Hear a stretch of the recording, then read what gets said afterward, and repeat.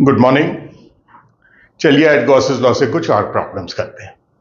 All interesting problems, even if some of them are very simple for you, let's go through them. Infinite non conducting sheet,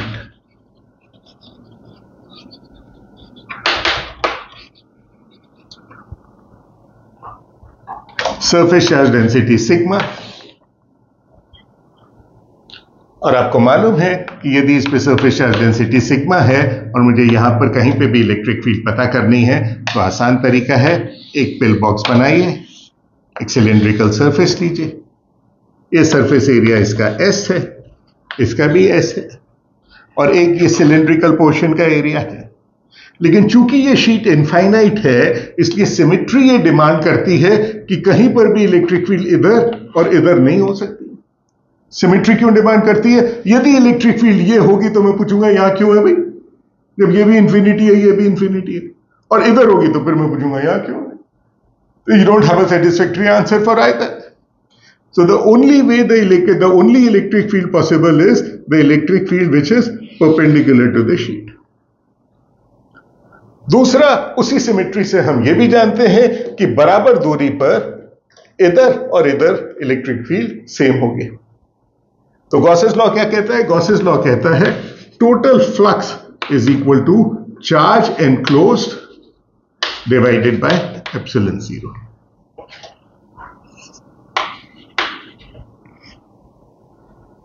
तो इस cylindrical के पूरे surface से यदि मैं flux पता करूं तो यहां पर इलेक्ट्रिक एरिया ये है, इलेक्ट्रिक फील्ड जीरो है, तो इस सिलेंड्रिकल सरफेस के ऊपर टोटल फ्लक्स जीरो होगा, जो कुछ होगा यहां होगा। तो ES plus ES is equal to, इसके अंदर चार्ज एनक्लोज कितना है? सिग्मा S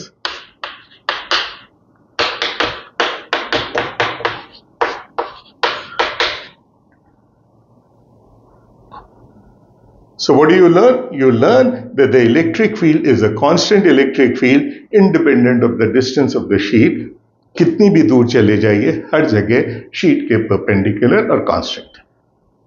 आसान बात है, करेक्ट। अब कंसिडर कीजिए कि आपके पास एक नहीं दो शीट्स हैं, इस पे भी प्लस सिग्मा है, इस पे भी प्लस सिग्मा है। अब पता कीजिए कि इलेक्ट्रिक फील्ड यहां पर यहां पर यहां पर कितनी है। पहली बात, यदि मैं एक ऐसा सरफेस चूज करता हूं चाहे इस शीट के बराबर हो, तो अब यह कहना अलाउड नहीं है कि यहां इलेक्ट्रिक फील्ड और यहां इलेक्ट्रिक फील्ड बराबर है। क्यों? क्योंकि इस पॉइंट पे ये पॉइंट दोनों सिमेट्रिक नहीं है। क्यों? क्योंकि यह शीट के इधर है, इंफिनिटी तक कुछ नहीं है, ये शीट के इधर है, कुछ और भी है, इसलिए this electric field is not the same. However, हम ये तो ले ही सकते हैं Gaussian surface volume, close surface sorry, और अब हम कह सकते हैं कि यहां पर और यहां पर इलेक्ट्रिक फील्ड सेम होगी सिमेट्री की वजह से। नतीजा हम कहेंगे टोटल फ्लक्स इसमें से कितना निकला? ES, इसमें से कितना निकला? और चार्ज एनक्लोज कितना है? इसके अंदर चार्ज एनक्लोज है सिग्मा S, और इसमें चार्ज एनक्लोज है सिग्मा S।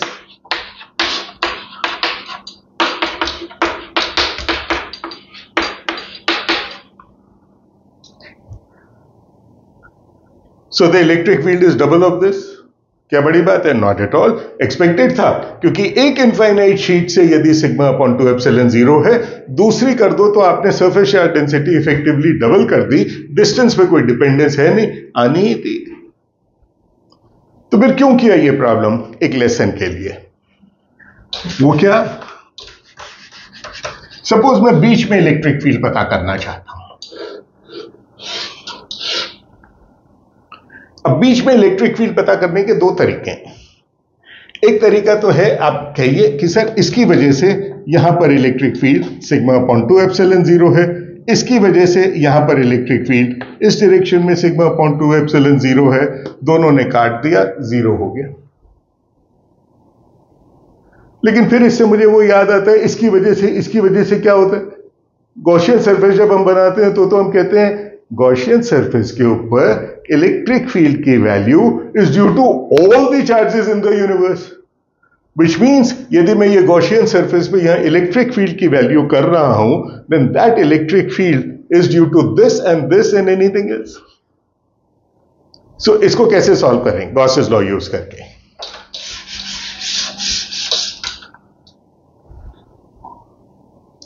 अब आप कहेंगे कि यहां इलेक्ट्रिक फील्ड मान लीजिए E1 है, यहां इलेक्ट्रिक फील्ड मान लीजिए E2 है।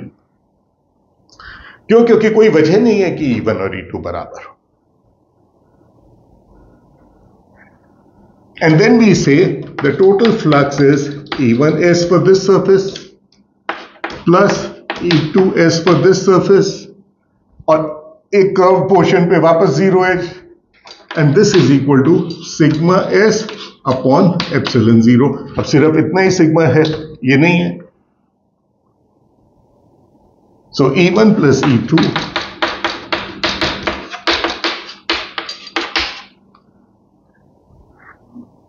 लेकिन अभी थोड़ी देर पहले हमने एक प्रॉब्लम की थी जिसमें सरफेस यहां तक लिया था, और जब सरफेस यहां तक लिया था तो पता किया था कि E2 की value sigma upon epsilon zero है। तो सरफेस चेंज करने से कोई E2 की वैल्यू थोड़ी बदल जाएगी, यहां इलेक्ट्रिक फील्ड तो वही रहेगी। As a result E2 is equal to sigma upon epsilon zero, implies E1 is equal to zero, जैसा आपको ऑलरेडी मालूम है। अब यही काम आप करके देखिए for charge density which is plus and minus, and I leave it as an exercise for you, enjoy doing it, you'll have fun, मजा आएगा। Just repeat whatever I have done, और फिर देखोगे कहीं पे कुछ गड़बड़ हो गई है। तो यदि आपको वो प्रॉब्लम दिख गई, मतलब आपको बात समझ में आ गई। और जैसा मैंने पहले भी वो जब स्फीयर कर रहे थे उस वक्त मेरा मेल एड्रेस लिखा था, वापस लिख देता हूं, in case you are not able to do it please feel free to write a mail. मैं आपका क्वेश्चन को सॉल्व करूंगा, या तो इन लेक्चर्स में ही करूंगा या प्राइवेटली आपको जवाब दे दूंगा। raniwala.physics@gmail.com। But there is something else that I want to do. What is that? Sheet तो लेनी है इनफाइनाइट, लेकिन अब क्या किया मैंने, वो infinite sheet with a certain thickness ले ली, so that the charge density is rho, and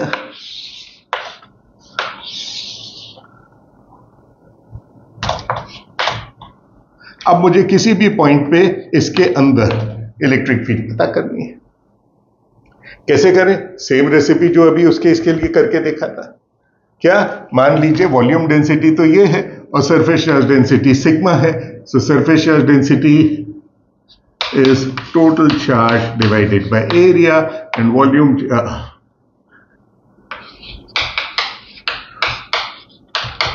ये T है।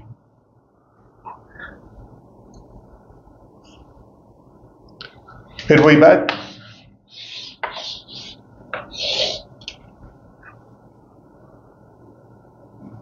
यहां और यहां इलेक्ट्रिक फील्ड पता करनी है, नॉन कंडक्टिंग है, रिजल्ट क्या आएगा? रिजल्ट आता है सिग्मा अपॉन 2 एप्सिलॉन जीरो। वो तो हो गया। अब सर मुझे यहां नहीं, इसके अंदर पता करनी है। एट अ डिस्टेंस x, यदि एट अ डिस्टेंस x पता करनी है तो यहां इलेक्ट्रिक फील्ड कितनी होगी? इलेक्ट्रिक फील्ड इस डायरेक्शन में E1, और यहां तो I have already found out that the electric field is sigma upon 2 epsilon zero.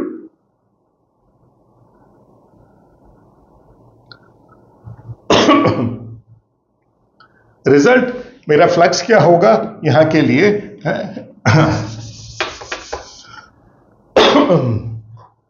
E2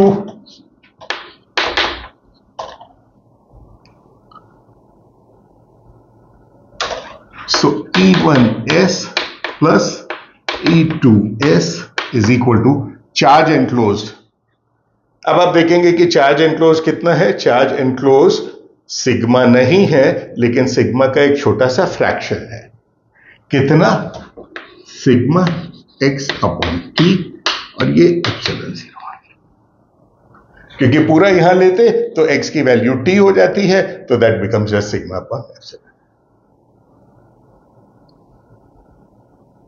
आप इलेक्ट्रिक फील्ड चाहे यहां पता कर लो, इट डजंट मैटर, लेकिन यहां इलेक्ट्रिक फील्ड तो ऑलरेडी पता कर चुके हैं। वो कितनी थी? Sigma upon 2 epsilon 0।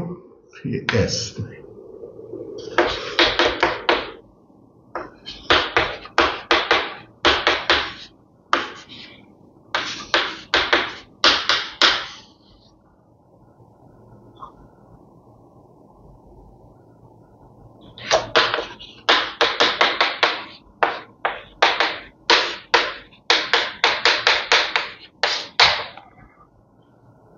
So I started by assuming that the electric field here is in this direction, इसीलिए मैंने इसको पॉजिटिव लिया। सरफेस एरिया भी इधर है। तो जब तक हमारा x t/2 से ज्यादा है, यानी इधर है, तो इलेक्ट्रिक फील्ड पॉजिटिव आ गई। t/2 से कम है तो automatically I get a negative sign. So electric field inside this sheet also varies linearly till here, and at the midpoint it just changes direction without changing the magnitude. It remains 0 but just changes the direction. Now let us consider conducting sheet. उसमें बड़ा मजा आता है। हम generally कहते हैं sheet मतलब thickness neglect कर रहे हैं, लेकिन सिर्फ इफेक्ट के लिए थिकनेस शो करेंगे। कंडक्टिंग शीट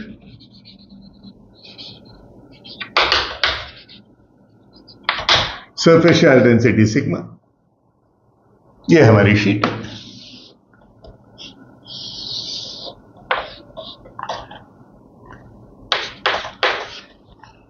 यदि हमने इसको चार्ज दिया Q, तो टोटल चार्ज कितना है? टोटल सरफेस चार्ज डेंसिटी कितनी होगी? Q divided by what? Very interesting. यदि इसका एरिया मैंने माना एरिया A है, बहुत बड़ा है लेकिन एरिया A है, तो इसकी सरफेस चार्ज डेंसिटी कितना होगी? सरफेस चार्ज डेंसिटी होगी sigma is equal to Q upon twice area. क्यों? क्योंकि ये भी है और ये भी है, और कंडक्टिंग शीट है तो आपको मालूम है कि चार्ज आउटर सरफेस पे रहेगा। अंदर इलेक्ट्रिक फील्ड 0 है, क्योंकि ये कॉसेस लॉ में हम ऑलरेडी जब स्फीयर किया था पढ़ चुके थे। और अंदर इलेक्ट्रिक फील्ड है कि 0 है, Q है, तो आधा Q इधर रहेगा, आधा Q इधर रहेगा। और अब यहां पर इलेक्ट्रिक फील्ड पता करनी है। कैसे करें? चूज द क्वेश्चन सरफेस, दोनों side pill box exactly equivalent.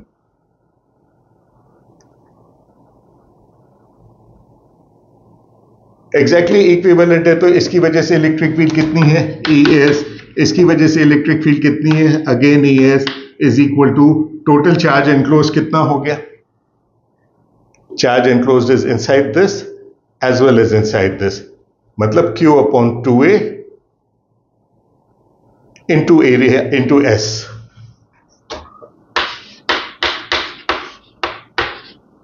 और इसका double upon epsilon 0. So electric field has become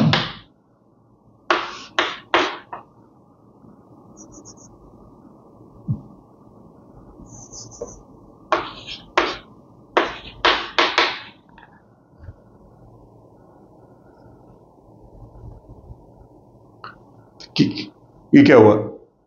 non conducting sheet के लिए भी यही था, कंडक्टिंग शीट के लिए भी यही है। दोनों में फर्क क्या है? फर्क है, इसीलिए किया। वो क्या? जब मैंने नॉन कंडक्टिंग शीट ली थी तो नॉन कंडक्टिंग शीट पे जो Q था वो Q मैंने कहा एक एरिया पर है और सिग्मा मेरा Q बटा A है। यहां पर मेरा सिग्मा कंडक्टिंग शीट में इधर और इधर दोनों तरफ आ जाता है, इसलिए Q बटा 2A है। है ना।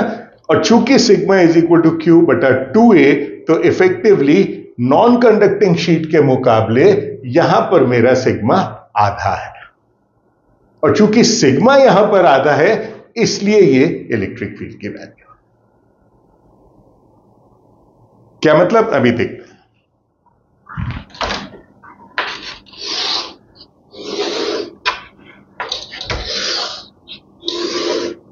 ये दो शीट ले ली, प्लस क्यू माइनस क्यू, दोनों कंडक्टिंग है।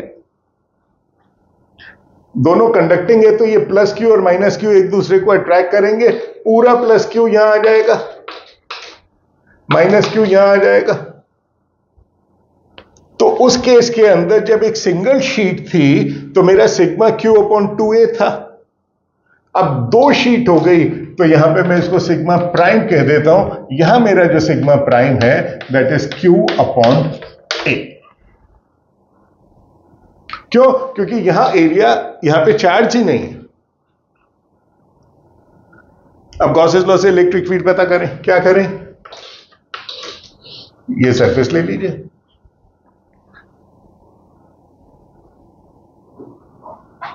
E dot D S zero, because conductor के अंदर इलेक्ट्रिक फील्ड को जीरो होना जरूरी है, परपेंडिकुलर नहीं हो सकती सिमेट्री की वजह से। तो जो कुछ इलेक्ट्रिक फील्ड है यहां पर है, और यहां पर जो इलेक्ट्रिक फील्ड हो गई वो हो गई E into surface area. Total charge enclosed is sigma into S upon epsilon zero. इस केस में मैं अब सिग्मा प्राइम कह रहा हूं, तो this becomes essentially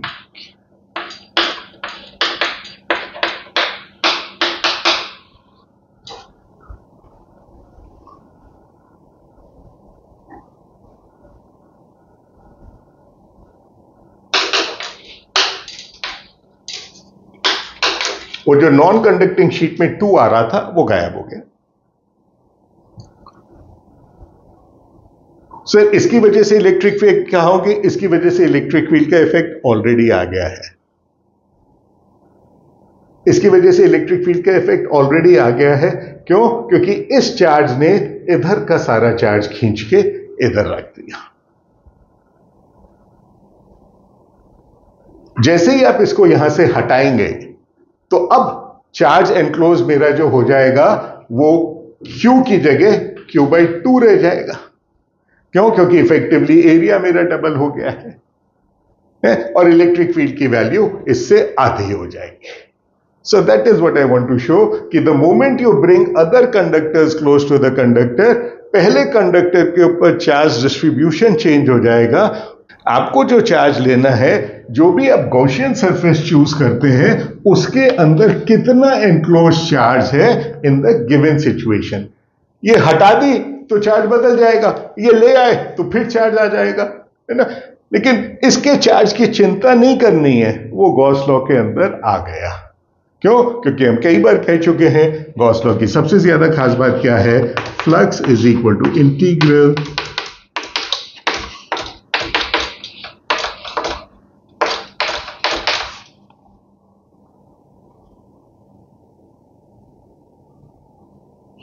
electric field due to all the charges in the universe over a closed surface,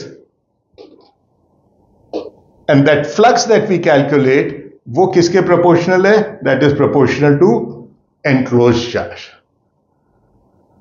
तो surface के अंदर जो चार्ज है सिर्फ उसकी वजह से। इसके बारे में भी फिर और सिंप्लीफाई करके देखते हैं। एक और इंटरेस्टिंग सी प्रॉब्लम करते हैं। कंसिडर कीजिए कि आपके पास एक शीट है जिसको आपने चार्ज दिया प्लस Q1,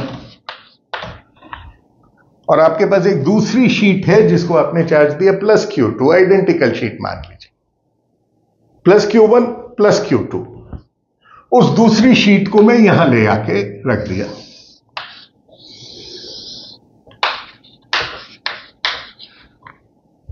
तो अभी थोड़ी देर पहले हमने क्या कहा था? जब प्लस Q और माइनस Q था उसको बगल में लाए तो पहली वाली के ऊपर चार्ज डिस्ट्रीब्यूशन बदल जाता है। क्यों? क्योंकि वो कंडक्टिंग शीट्स है। वो चार्ज डिस्ट्रीब्यूशन बदल के क्या करना चाहता है उसकी भी बात करेंगे बाद में। अब ये प्लस Q1 और प्लस Q2 है, तो क्या चार्ज डिस्ट्रीब्यूशन बदलेगा? इसकी एब्सेंस में यहां Q1/2 था, यहां Q1/2 था। इसकी एब्सेंस में यहां Q2/2 था, यहां Q2/2 था। अब दोनों को यहां ले आए तो दोनों के ऊपर चार्ज यहां यहां यहां यहां चार्ज कितना हो जाएगा? That is the question. Gauss's law, पहला काम, ये सरफेस चूज किया हमने। चूंकि शीट्स हम इनफाइनाइट मान रहे हैं, इसलिए इस डायरेक्शन में कोई इलेक्ट्रिक फील्ड नहीं है, तो आप कोई भी क्लोज सरफेस चूज कीजिए। इस डायरेक्शन में सरफेस एरिया है तो फ्लक्स 0 होगा। दोनों कंडक्टिंग शीट्स हैं। कंडक्टिंग शीट है इसलिए यहां इलेक्ट्रिक फील्ड कितनी हुई? 0। यहां इलेक्ट्रिक फील्ड कितनी हुई? 0। Therefore net flux out of this surface is 0. And if net flux out of this surface is 0, then the net charge inside this surface has to be 0. Which means यदि इस पे charge plus Q है तो इस पे charge minus Q होना जरूरी है। वो प्लस Q क्या है, माइनस Q क्या है, मुझे नहीं मालूम। इस पे भी माइनस Q हो सकता है, इस पे भी प्लस Q हो सकता है, मुझे नहीं मालूम। Which means यहां पर चार्ज कितना होगा? यहां पर हो जाएगा Q2 plus Q, so that this plus this becomes plus Q2, और यहां चार्ज हो जाएगा Q1 माइनस Q।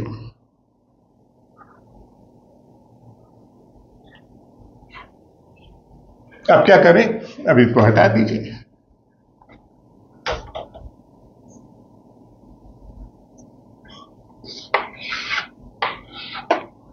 अब यहां कोई भी पॉइंट कंसीडर कीजिए, पॉइंट X।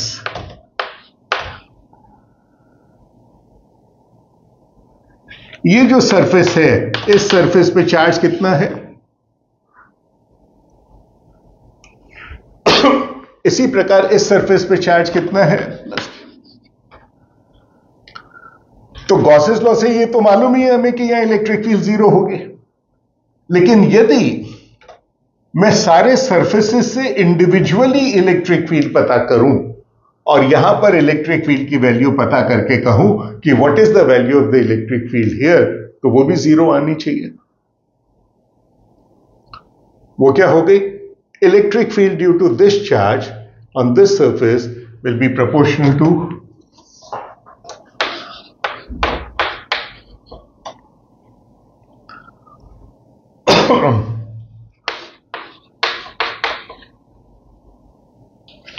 ये इलेक्ट्रिक फील्ड किस डायरेक्शन में होगी? मैंने Q1 को पॉजिटिव माना है, इस डायरेक्शन में। इस प्लस Q की वजह से यहां पे इलेक्ट्रिक फील्ड कितनी होगी? इस तरफ होगी, माइनस Q। यहां माइनस Q था, इसकी वजह से यहां इलेक्ट्रिक फील्ड कितनी होगी? इस डायरेक्शन में होगी। कितनी होगी? सेम एज ये direction, which means plus Q। और इसकी वजह से यहां इलेक्ट्रिक फील्ड कितनी होगी?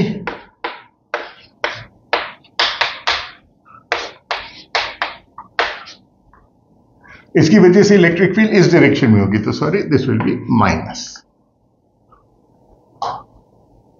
And this total electric field at point X should be equal to 0। So ये 2 एप्सिलॉन 0 को तो हटा दीजिए।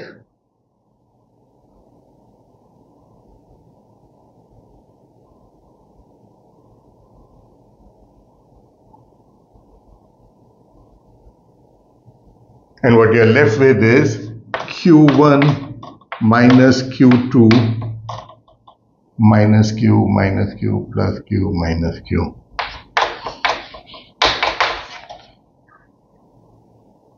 Now this implies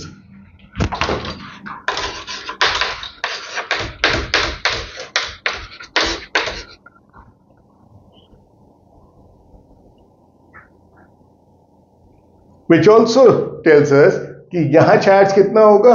यहां पर चार्ज हो जाएगा टोटल आउटर सरफेस पे Q1 प्लस Q2 अपॉन 2, और उस आउटर सरफेस पे क्या हो जाएगा? Q1 minus Q is also Q1 plus Q2 upon. So result, the charge on this surface, here let me redraw that.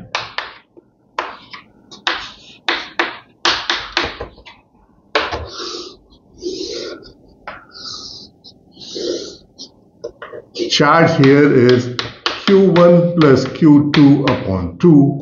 Charge here is Q1 plus Q2 upon 2. Charge here and here is plus or minus Q1 minus Q2 upon 2.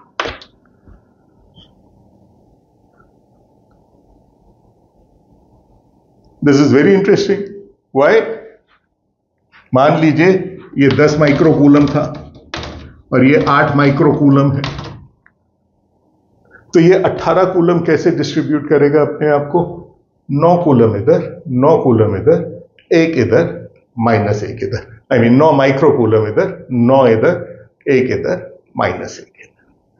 Now this is a very interesting result we will use again when we talk about capacitors.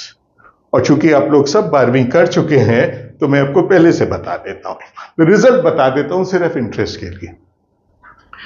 Capacitance के अंदर एक formula होता है जो आप लोग जानते हैं, Q is equal to C into V. और आपने 2 प्लेट्स ली तो उनका कैपेसिटेंस तो मालूम है, ज्योमेट्री है. और अभी तक आप करते आ रहे हो कि सर प्लस Q रखा, माइनस Q रखा. So this formula holds true. But suppose मैंने ये करने के बजाय प्लस Q1 रखा, माइनस Q और प्लस Q2 रखा, तो इस फॉर्मूला को होल्ड ट्रू करने के लिए क्या करें? C तो मालूम है, ज्योमेट्री है. V क्या है? पोटेंशियल डिफरेंस में नाप सकता हूं इन प्रिंसिपल. तो C और नापा हुआ पोटेंशियल डिफरेंस का जो चार्ज आएगा वो Q1 आएगा या Q2 आएगा या इन दोनों का कोई फंक्शन आएगा. And the answer is there. The answer is Q1 minus Q2 upon 2. जब कैपेसिटर्स करेंगे इसकी फिर बात करेंगे. There is something more to learn here. Yes.